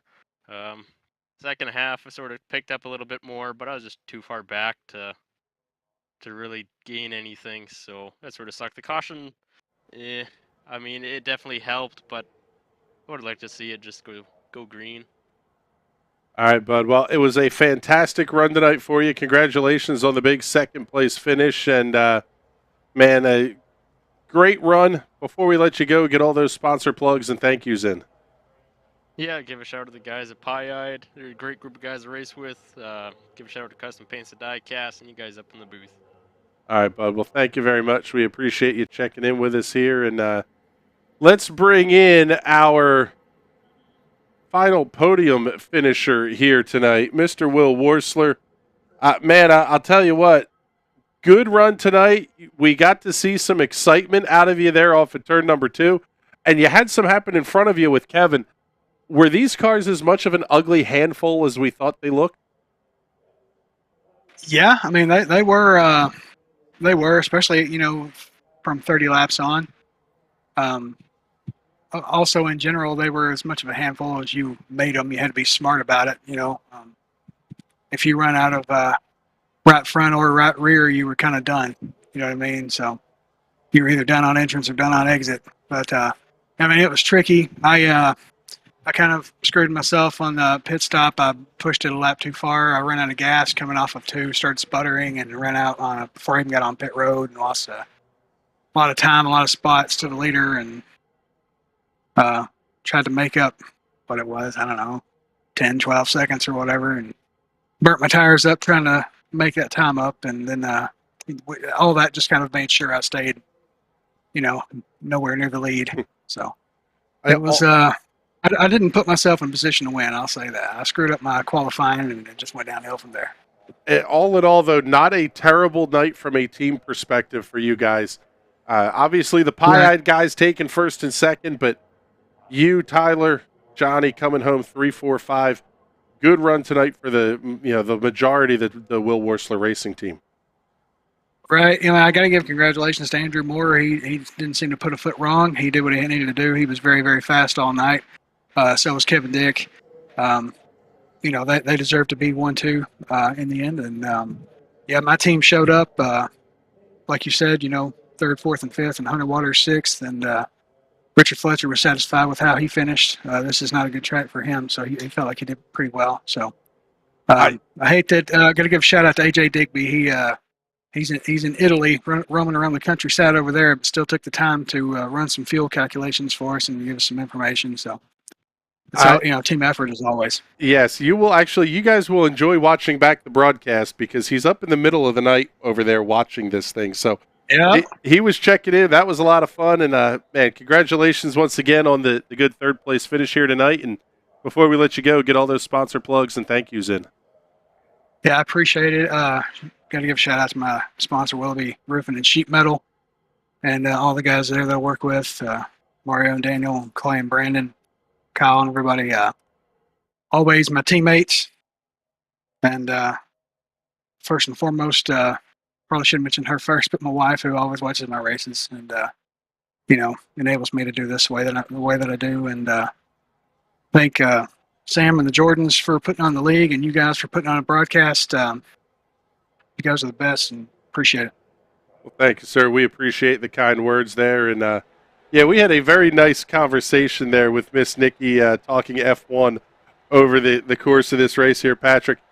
This one was fun, and now we're going to start to get into some of the craziness here over the next couple of weeks for these guys. Taking a look at the schedule, next week we head to the Daytona International Speedway Roval. They're going to run the NASCAR road course. That's always interesting, watching the Cup cars out on that particular version of the infield road course. That is going to be fun. I don't necessarily enjoy stock cars there. That is definitely a sports car track. However, the funny thing about stock cars is at the tracks the drivers hate the most and the cars work the least on, they put on the best racing because every driver is on equal footing of, I'm Kyle Busch and this thing sucks. That is absolutely true. Then we're going to have an off week for the 4th of July holiday, the Independence Day holiday, to say that one appropriately. Coming back for the final 5 races of the spring season, Talladega, Nashville Superspeedway, Atlanta, New Hampshire, and we close the season at Pocono on August 10th. This one is going to be a fun wrap-up to the season here for the Sim Racers Club, guys, and we are looking forward to bringing you every bit of it here on the National Racing Network.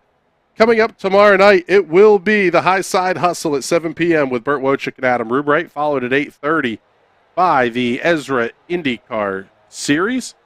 And then we're going to close out the night with the Indy Pro 2000 Championship heading across the pond to the Circuit de Barcelona, Catalunya, over there in Spain. Barcelona, the F1 track. You all know what it is. The PM18s are probably going to put on a pretty wild show there. A lot of high-speed sections for those cars to stay tight and draft locked in. As always, should be a pretty good battle for those guys. Coming back on Monday night, it will be the Fuel Premier Series, and then I think Tuesday night I'm going to be doing some driving in the TNT Summer Series. We will not be broadcasting that one, but maybe we should. A Fast Masters-esque league. Mercedes GT3 cars on NASCAR ovals. That one's going to be pretty wild there too, Patrick. From our testing, I know how to make a setup for those cars, and nobody else can drive them, so we're going to go with a fixed setup. Yes, a baseline setup that everybody hates is kind of the direction I think we're going. That one is going to be a ton of fun. We may have to do some highlight shows or something. I'm going to be miserable the entire time I drive those and beat you. Yes, well, the beating me part is not really anything to write home to Mom about, but... but I'll beat Watson, too. Yes, that's true. All right, well, it's time for us to get the heck on out of here. This was a fun one here tonight at Gateway, and we are going to get ready to roll on out. We will see you all tomorrow night. For Patrick Byrne and everybody here at the National Racing Network that makes these broadcasts happen, my name is Chris Graham. Thank you so much for hanging out with us. We will talk to you all soon. Have a good night, everybody.